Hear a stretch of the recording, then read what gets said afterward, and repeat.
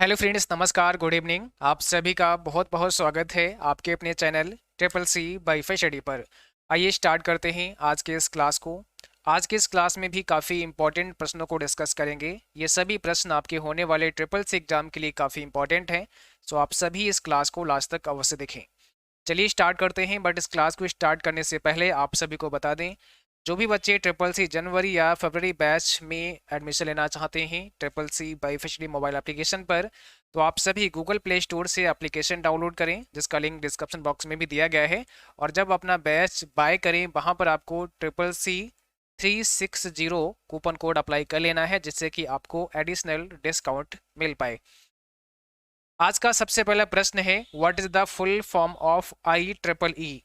अब ये कई बार आपके एग्जाम में पूछता है कि आई ट्रिपल ई क्या होता है, इसका पूरा नाम क्या होता है। तो आप सभी बच्चे कमेंट बॉक्स में लिखेंगे इसका फुल फॉर्म क्या होगा, सही जवाब इसका क्या होगा।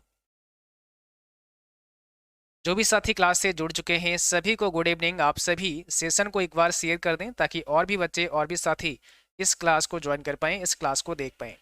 सबसे पहला यानी फर्स्ट ऑप्शन ही करेक्ट है आपका। Institute of electric and electronic engineers होता है इसका फुल फॉर्म, तो ऑप्शन पहला करेक्ट है। अगला सवाल है, पहला दुनिया का पहला माइक्रो प्रोसेसर कौन सा है।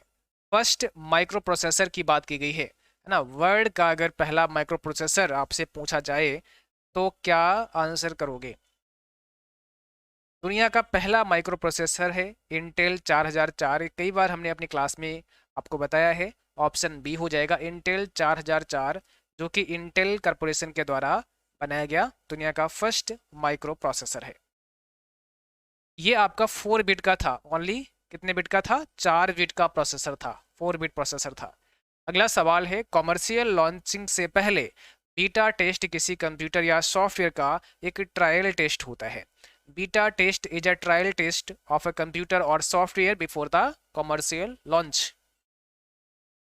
देखिए, किसी भी सॉफ्टवेयर को जब आप कॉमर्शियली लॉन्च करते हैं उससे पहले एक बीटा टेस्ट होता है। तो क्या ये सही है। हाँ, एकदम सही है, ऑप्शन पहला हो जाएगा। ठीक है, फर्स्ट ऑप्शन। बीटा टेस्ट का मतलब होता है कॉमर्शियली लॉन्चिंग से पहले का जो टेस्ट है, जो ट्रायल है, उसे बीटा टेस्ट कहते हैं। अगला सवाल है, भारत में मानव कंप्यूटर के रूप में किसे जाना जाता है, बताओ। Who is known as the human computer in India. Bharat में मानव कंप्यूटर के रूप में किसे जाना जाता है, कौन सा इसमें करेक्ट आंसर है। सही जवाब कमेंट बॉक्स में सभी बच्चे लिखेंगे, चलेगा। जो भी बच्चे क्लास से अभी भी जुड़े हैं, आप सभी एक बार सेशन को शेयर अवश्य करें। लाइक शेयर आप सभी को करते रहना है। और यहाँ पे करेक्ट आंसर आपका होगा शकुंतला देवी।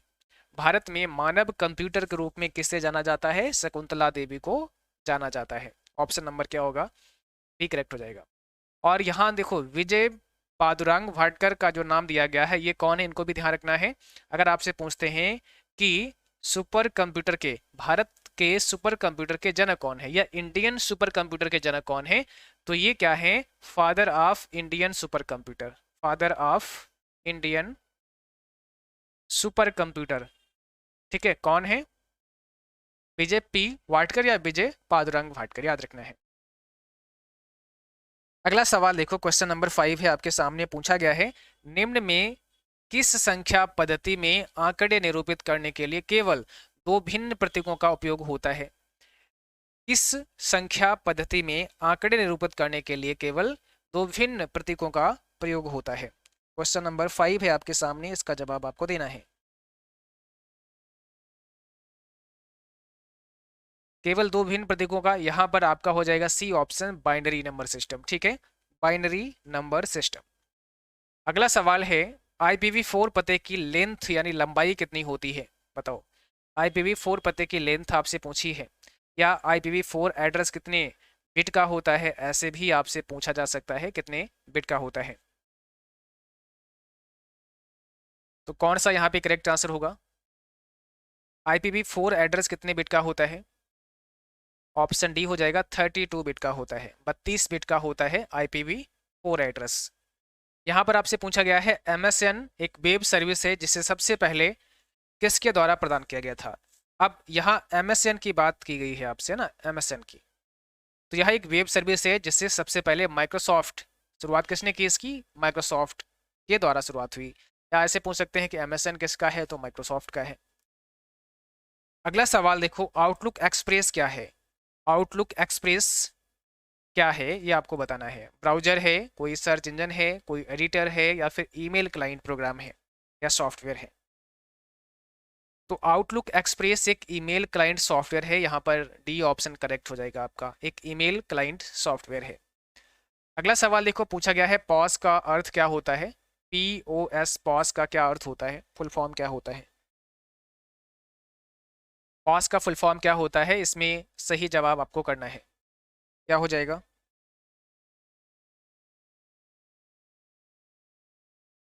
यहाँ पर आपका करेक्ट आंसर क्या होगा? पॉइंट ऑफ सेल हो जाएगा। ऑप्शन पहला, ऑप्शन डी है आपका, पॉइंट ऑफ सेल होता है POS का मतलब। एक समय में ईमेल की अधिकतम संख्या को मिटा सकते हैं।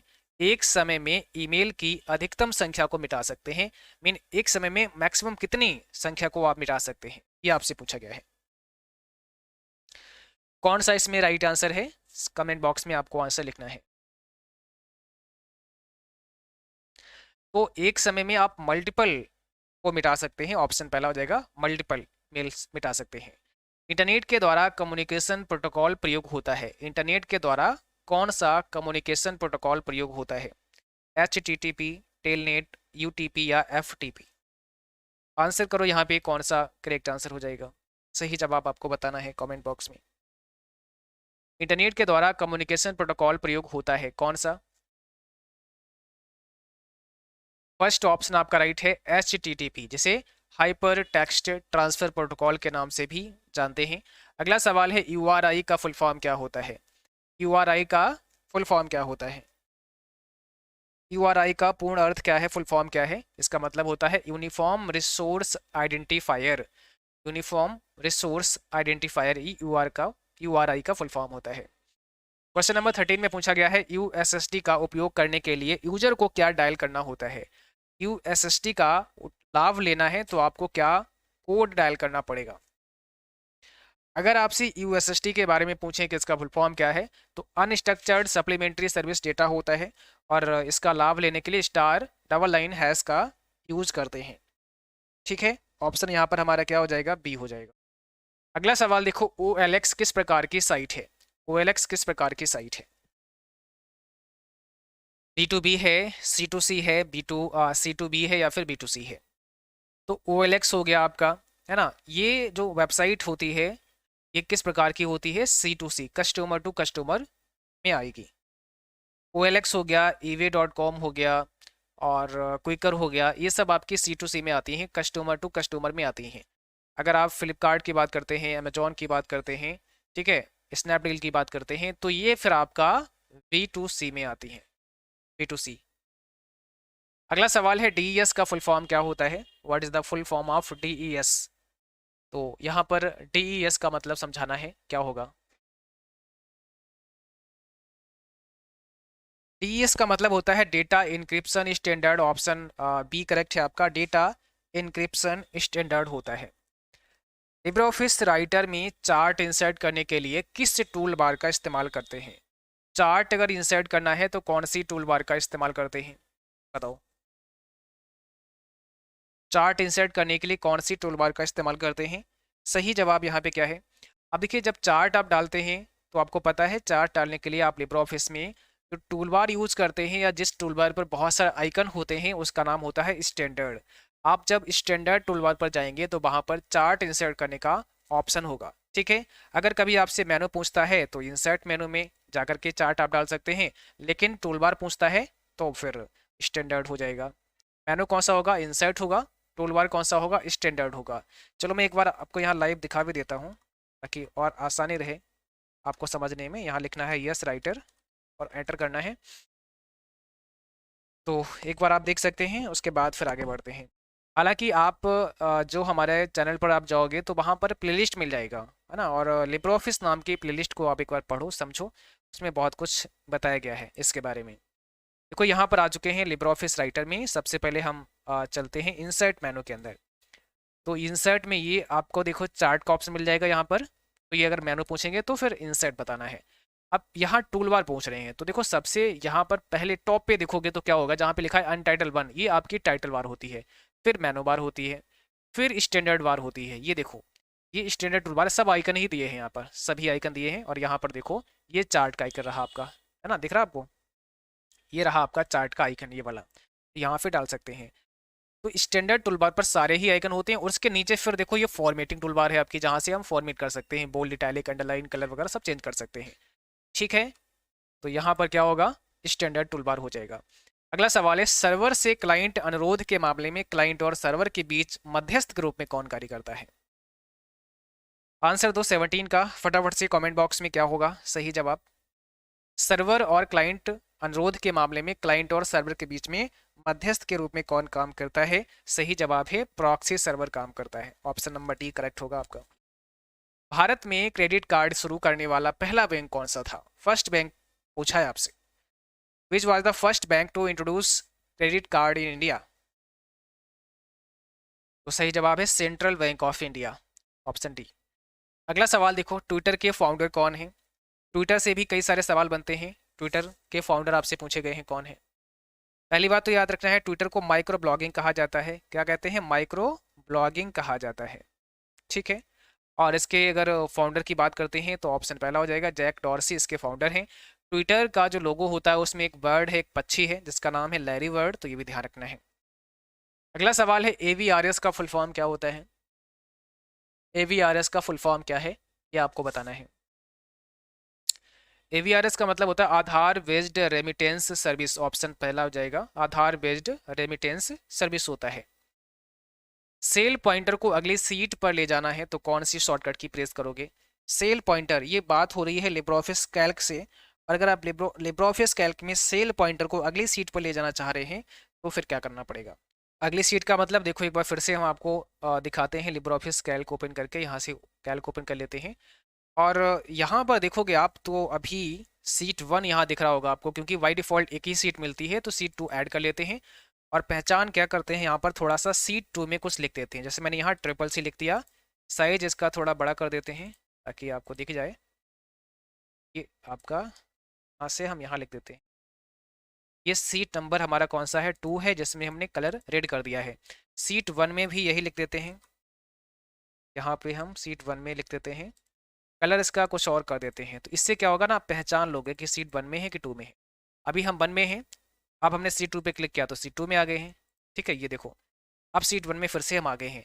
अब सवाल क्या कह रहा है कि सेल पॉइंटर को, यानी जो हमारा सीट है, ये पॉइंटर देखो ये वाला है ना, ये सेल पॉइंटर बोलते हैं, या तो आपका यहाँ पे कर्सर आता है जब आप कुछ लिखते हैं, तो ये सेलेक्ट हो गया, ये सेल पॉइंटर आपका है। अब यहाँ पर क्या है ना, इसको अगर सीट अगली सीट में ले जाना है तो कौन सी की प्रेस कर सकते हो, कौन सी शॉर्टकट कुंजी है ऐसी जो अगली सीट में आपको लेकर जाए? तो यहाँ पर कंट्रोल के साथ में पेज डाउन होता है, ऑप्शन क्या होगा?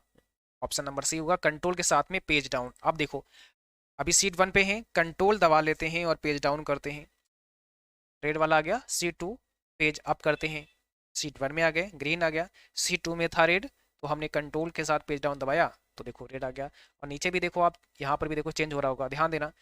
Control page up seat 1, control page down seat 2, है ना। तो ये शॉर्टकट की है ना, ये भी आपको आनी चाहिए अच्छे से, क्योंकि एक भी सवाल बन गया इससे तो भी 1 नंबर आपको मिलेगा। ऐसा नहीं होता है कि किसी एक ही टॉपिक से सब भर भर के सवाल आ जाएंगे, है ना, बहुत कुछ पढ़ना पड़ता है, उसमें से बहुत थोड़ा सा पूछा जाता है। अगला देखो भाई, लिब्रो ऑफिस राइटर में बिना पैराग्राफ चेंज किए लाइन ब्रेक करने की शॉर्टकट की क्या होती है? लाइन ब्रेक करने की शॉर्टकट की क्या होती है? पैराग्राफ ना टूटे और लाइन ब्रेक हो जाए, तो बताए हैं हम आपको, शिफ्ट के साथ एंटर दबाना होता है। इम्प्रेस में हाइपरलिंक इंसर्ट करने की शॉर्टकट की क्या होती है? बहुत सिंपल है, अगर आप इम्प्रेस में हैं, राइटर में हैं, कैल्क में कहीं पर भी हैं, तो बस कंट्रोल के साथ में आपको क्या दबाना है? के दबाना है, कंट्रोल के, जैसे यहाँ पर देखो कंट्रोल के दबाते हैं, हाइपरलिंक का बॉक्स आ जाएगा। अब यहाँ से हाइपरलिंक के लिए हमसे पूछेगा यूआरएल बता दो, उसके लिए क्या टेक्स्ट लिखोगे वो आप लिख दो। यहाँ पे कोई भी डॉक्यूमेंट है तो आप डॉक्यूमेंट पे क्लिक कर लो, पाथ यहाँ बता दो भाई कहाँ पे आपका है, और वहाँ से उठा लो, उसको ऐड कर दो तो वो ऐड हो जाएगा। ठीक है, चलो भाई अगला सवाल का जवाब करना है आपको। यहाँ पर ऑप्शन नंबर सी करेक्ट है। इम्प्रेस में कुल मेनू कितने होते हैं? इम्प्रेस में कुल कितने मेनू होते हैं? कौन सा इसमें करेक्ट आंसर है? इम्प्रेस में कुल कितने मेनू होते हैं, तो इम्प्रेस में यहाँ पर ABC दिया गया है, और इम्प्रेस में टोटल मेनू की बात करें तो 10 होते हैं, ऑप्शन पहला करेक्ट हो जाएगा। स्लाइड सॉर्टर व्यू कमांड किस मेनू में मिलती है, स्लाइड सॉर्टर व्यू कमांड कौन से मेनू में मिलती है। चलिए हम यहाँ से इम्प्रेस भी ओपन कर ही लेते हैं, प्रेजेंटेशन, और तब तक आप सभी को अपना आंसर भी लिखना है कमेंट बॉक्स में, ठीक है। यहाँ पर इम्प्रेस ओपन हो चुका है और आपको जवाब देना है कमेंट बॉक्स में क्या हो जाएगा। अगर आपने सी बताया है व्यू मेनू तो करेक्ट है, स्लाइड सॉर्टर व्यू व्यू मेनू में होता है, आपको आना है व्यू मेनू में, और यहाँ देखो स्लाइड सॉर्टर का कमांड मिलेगा। ये सारी कमांड इंपॉर्टेंट हैं, स्लाइड सॉर्टर पूछा है तो आप क्लिक कर दो।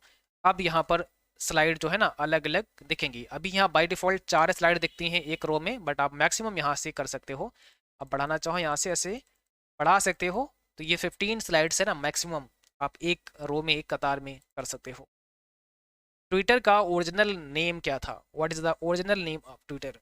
या कई बार पूछते हैं कि ट्विटर का पुराना नाम क्या है, तो TWTTR ये ओल्ड नेम है ट्विटर का, ऑप्शन पहला हो जाएगा। एक ट्वीट की अधिकतम लेंथ हो सकती है, एक ट्वीट की अधिकतम लेंथ कितनी हो सकती है, एक ट्वीट की अधिकतम लेंथ कितनी हो सकती है, मैक्सिमम लेंथ कितनी हो सकती है 27 में, कौन सा राइट आंसर है।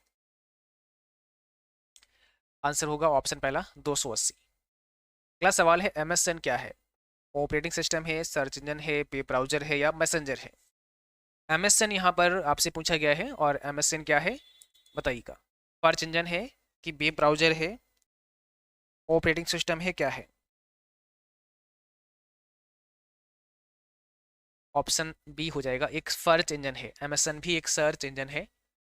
कंप्यूटर स्क्रीन पर ब्लिंक करने वाले प्रतीक को कहते हैं, कंप्यूटर स्क्रीन पर ब्लिंक करने वाले प्रतीक को आप क्या बोलते हैं, सिंबल को आप क्या कहते हैं। कंप्यूटर स्क्रीन पर ब्लिंक करने वाले प्रतीक को आप किस नाम से जानते हैं। क्या होता है, ब्लिंक करता है, वो आपका कर्सर होता है, उसे हम कर्सर कहते हैं, ठीक है। VGA का फुल फॉर्म क्या होता है, 30 में आपको बताना है, सॉरी।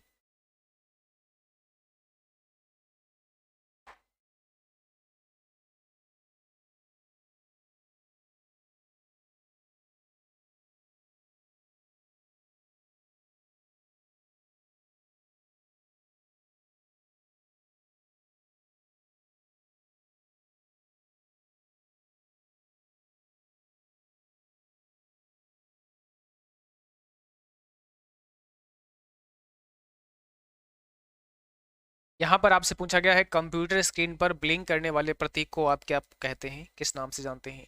तो कंप्यूटर स्क्रीन पर जो एक सिंबल ब्लिंक करता है उसे कर्सर कहते हैं, ऑप्शन डी करेक्ट हो जाएगा। अगला सवाल देखो, VGA का फुल फॉर्म क्या होता है। VGA का मतलब क्या होगा, वीडियो ग्राफिक्स अरे होता है, तो यहाँ पर पहला ही करेक्ट होगा, वीडियो ग्राफिक्स अरे होता है VGA का फुल फॉर्म। तो आज का सेशन बस यहीं तक रहेगा, उम्मीद करता हूँ आप सभी को क्लास अच्छा लगा होगा। क्लास अच्छा लगा हो इसको लाइक और शेयर करना है, और जो साथी चैनल पर नए हैं आप सभी को सब्सक्राइब करके बेल आइकन भी प्रेस कर लेना है। जिन बच्चों को हमारा पैड कोर्स लेना है तो आप सभी अभी पैड कोर्स को मात्र 360 रुपये में एनरोल कर सकते हैं। इसके लिए आपको CCC360 कूपन कोड अप्लाई कर देना है, और जो भी लेक्चर्स पहले हो चुके हैं वो सब रिकॉर्डेड फॉर्म में आपको मिल जाएंगे। सभी PDF नोट्स, ई-बुक्स वगैरह सब कुछ वहाँ पर अवेलेबल है, तो आप वहाँ से भी अपनी तैयारी बहुत बेहतर तरीके से कर सकते हैं। इनको कंप्लीट पूरा थ्योरी के क्लास करना है तो उस बैच में आप सभी आ सकते हैं। चलिए सेशन यहीं पे समाप्त करते हैं, मिलते हैं अगली क्लास में, तब तक के लिए जय हिंद, गुड नाइट।